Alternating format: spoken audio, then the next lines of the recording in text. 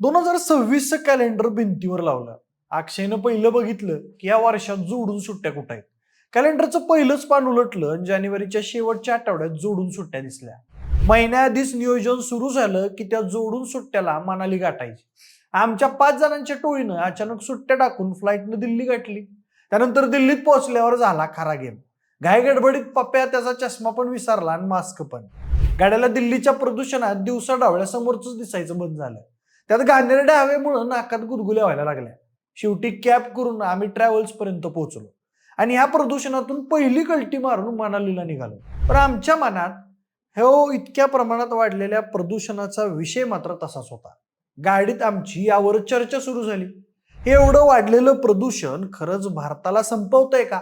या प्रदूषणामुळे नेमके काय तोटे होत आहेत जे आपण खूप हलक्यात घेतोय? पुढे आपल्याला त्याचे काय परिणाम भोगायला लागणार आहेत? याच आमच्या चर्चेच्या गोष्टी आज मी तुम्हाला या व्हिडिओच्या माध्यमातून सांगणार आहे. त्यामुळे व्हिडिओ शेवटपर्यंत नीट पहा. नमस्कार, मी प्रथमेश आणि तुम्हाला तर माहिती आहे आपला विषयच भारी. म्हणजे प्रदूषण हा फक्त पर्यावरणाला नष्ट करणारा घटक उरला नसून तो भारताच्या अस्तित्वावर घाला घालणारा राक्षस बनलाय असं वाटतंय. हे प्रदूषणाचं संकट भारताला कशा प्रकारे संपवतं हे समजून घ्यायला आपल्याला आपल्या रोजच्या श्वासापासून त्या देशाच्या आर्थिक घडीपर्यंतचा विषय बघावा लागेल. खरं तर मंडळी, जेव्हा आपण भारताला प्रदूषण संपवतोय असं म्हणतो तेव्हा ते एखाद्या अचानक येणाऱ्या संकटासारखं नसतं, तर ते वाळवीसारखं असतं जे देशाचा पाया आतून पोखरत चाललेलं असतं. आज आपण 2026 मध्ये वावरत असताना भारतात नवीन कंपन्या, मोठमोठे कारखाने, फॅन्सी गाड्या बघतोय खरं, पण यातून येणारा धूर माणसांच्या फुफ्फुसात साचतोय. ही अत्यंत वाईट गोष्ट आहे. हे संकट फक्त निसर्गापुरतं मर्यादित न राहता ते आपल्या शरीरात, आपल्या अन्नात आणि आपल्या अर्थव्यवस्थेत भिनलंय हे नक्की आहे.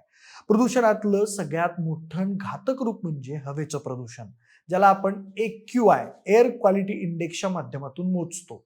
पण आत्ताचा भारताचा अहवाल बघितला की खरं तर घाबरायला होतं. भारताचा हवेचा निर्देशांक 8 वेगवेगळ्या प्रदूषकांच्या आधारे ठरवला जातो, ज्यात सूक्ष्मकण म्हणजेच PM2.5 आणि PM10 हे सगळ्यात जास्त धोकादायक ठरतात. हे कण इतके बारीक असतात की माणसाचे केस त्यांच्या तुलनेत 30 पटीने मोठे असतात. हे कण नाकावाटे थेट फुफ्फुसात शिरतात आणि तिथून रक्तातून मिसळून शरीराच्या प्रत्येक भागात पोहोचतात. जेव्हा भारताचा AQI 100च्या खाली असतो तेव्हा आपण म्हणतो की हवा श्वास घेण्यालायक आहे. पण दुर्दैवानं भारतातल्या अनेक शहरांमध्ये, विशेषतः हिवाळ्यात, हा आकडा 300, 400 आणि 500च्या पुढे जातो.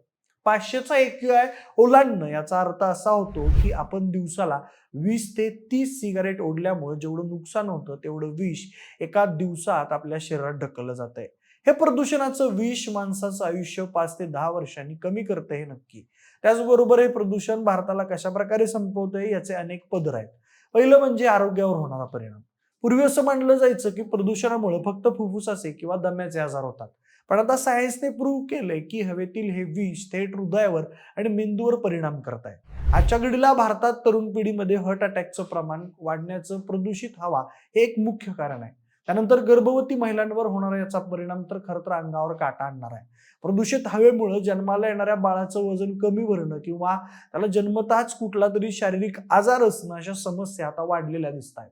आपण आपल्या येणाऱ्या पिढीला जन्माआधीच कमकुवत बनवत आहोत आणि ही पिढी जर आरोग्यदृष्ट्या सक्षम नसेल तर भारताचा भविष्यातला विकास कसा होणार हा एक मोठा प्रश्न आहे. त्यानंतरचा दुसरा महत्वाचा मुद्दा म्हणजे आर्थिक नुकसान. जेव्हा देशातील लाखो लोक दरवर्षी प्रदूषणामुळे आजारी पडतात तेव्हा त्यांची कामं करण्याची शक्ती कमी होत जाते. शहरांमध्ये AQI वाढला की शाळांना सुट्ट्या द्याव्या लागतात, लोक कामावर जाऊ शकत नाहीत आणि हॉस्पिटलची बिलं भरण्यात मिडल क्लास कुटुंबांची आयुष्यभराची सेव्हिंग सगळी संपून जाते. 2026च्या ताज्या आकडेवारीनुसार प्रदूषणामुळे भारताला दरवर्षी त्याच्या GDP नुसार सुमारे 9% नुकसान सोसावं लागतंय. हा पैसा जो देशाच्या विकासासाठी, पायाभूत सुविधांसाठी किंवा शिक्षणासाठी वापरला जाऊ शकला असता, तो आता फक्त प्रदूषणामुळे निर्माण झालेल्या समस्या निस्तरण्यातच खर्च होतोय. म्हणूनच जागतिक स्तरावर आता असं म्हटलं जातंय की भारताला बाहेरच्या देशांपासून कमी आणि प्रदूषणापासून जास्त धोका आहे. याच प्रदूषणाची आपण कारणं शोधली तर आपल्या वाढलेल्या गरजा आणि पद्धतशीर नियोजन नसलेल्या शहरीकरणात सापडतात. आपण शहरं वसवली, टोलेजंग इमारती उभ्या केल्या, पण तिथून निघणाऱ्या कचऱ्याचं आणि धुळीचं नियोजन करायला विसरलो. रस्त्यांवर वाहनांची संख्या इतकी वाढली आहे की तासनतास ट्रॅफिक मध्ये उभं राहून गाड्या जो धूर सोडतात त्यामुळेच हवेत जास्त प्रदूषण होतं. त्यासोबतच भारताच्या वीज निर्मितीसाठी आजही आपण कोळशावर मोठ्या प्रमाणात अवलंबून आहोत. कोळशाचे प्रकल्प हवेत सल्फर डायऑक्साईड आणि सूक्ष्मकण सोडतात, जे वातावरणात पटकन पसरतात. त्याचबरोबर शेतीमध्ये होणारे आधुनिक बदलही याला कारणीभूत आहेत. जर आपण देशाच्या प्रदूषणाच्या नकाशाकडे पाहिलं तर उत्तर भारत हे सध्या जगातील सगळ्यात जास्त प्रदूषित केंद्र बनलंय. दिल्लीची प्रदूषणाची अवस्था तर जगजाहीर आहे. तिथं वर्षातील बरेच दिवस श्वास घेण्यालायक हवा नसतेच. पण आता गाझियाबाद, नोएडा, फरीदाबाद आणि हरियाणातील अनेक शहरं दिल्लीच्या स्पर्धेत उतरली आहेत. धक्कादायक म्हणजे आता हे संकट दक्षिणेकडे आणि किनारपट्टीच्या शहरांकडेही सरकलंय. मुंबई सारख्या शहरांमध्ये जिथं समुद्राच्या वाऱ्यामुळे हवा नेहमी शुद्ध असायची, तिथंही आता बांधकामामुळे आणि वाढत्या वाहनांमुळे AQI सतत वाईट लेवलवर राहतोय. भारतातील 90% अधिक लोकसंख्या आज अशा हवेत राहते जी WHO म्हणण्यानुसार असुरक्षित आहे. म्हणजेच देशातील जवळजवळ प्रत्येक नागरिक या संकटाच्या छायेत आहे. ही झाली हवेची गोष्ट. पण पाणी प्रदूषणाबद्दल देखील अशीच परिस्थिती आहे. आपल्या नद्या, ज्यांना आपण मातेचा दर्जा देतो, त्या आज प्रदूषणाचे वाहते नाले बनलेले दिसत आहेत. कारखान्यांचं रासायनिक सांडपाणी आणि शहरांचा कचरा थेट नद्यांमध्ये सोडला जातोय. त्यामुळे नद्यांमधले सगळे मासे, जलचर प्राणी संपत चाललेत आणि तेच दूषित पाणी शेतीसाठी वापरलं जात आहे. त्यातून पिकवलेलं अन्न आपण खातोय. म्हणजेच प्रदूषण आता फक्त आपल्या श्वासात नाही तर आपल्या अन्नातही पोहोचलं जात आहे. हे चक्र इतकं घातक आहे की त्यातून सुटका मिळवणं दिवसेंदिवस कठीण होत चाललंय. भारताची एकूण आकडेवारी सांगते की जगातल्या सगळ्या प्रदूषित 50 शहरांच्या यादीत भारताची 30हून अधिक शहरं यात आहेत. हे आकडे आपली मान शर्मेनं खाली घालायला लावणार आहेत. नॅशनल क्लीन एअर प्रोग्राम सारख्या योजना राबूनही जमिनीवर हवा स्वच्छ होताना दिसत नाहीये. प्रदूषणाचं हे रूप बघता असं म्हणावं लागतंय की भारत एखाद्या आरोग्य आणीबाणीच्या उंबरठ्यावर उभा आहे. जर आपण आजही निसर्गाच्या या इशाऱ्याकडे दुर्लक्ष केलं आणि फक्त आर्थिक विकासाच्याच मागे धावत राहिलो तर आपण एक असा देश बनू जिथं संपत्ती तर असेल पण ती उपभोगायला निरोगी आयुष्य मात्र नसेल. शेवटी हे सगळं बदलणं आपल्याच हातात आहे.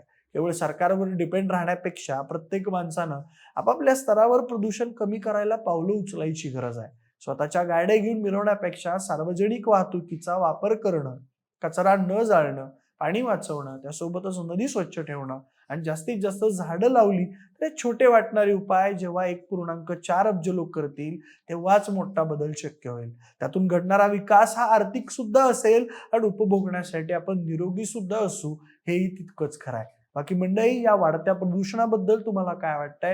हे प्रदूषण भारताला आणखी कसं घातक आहे हे आम्हाला कमेंट बॉक्समध्ये नक्की सांगा आणि सोबतच आपल्या विशेष वारीच्या YouTube चॅनलला सबस्क्राईब करायला अजिबात विसरू नका. धन्यवाद.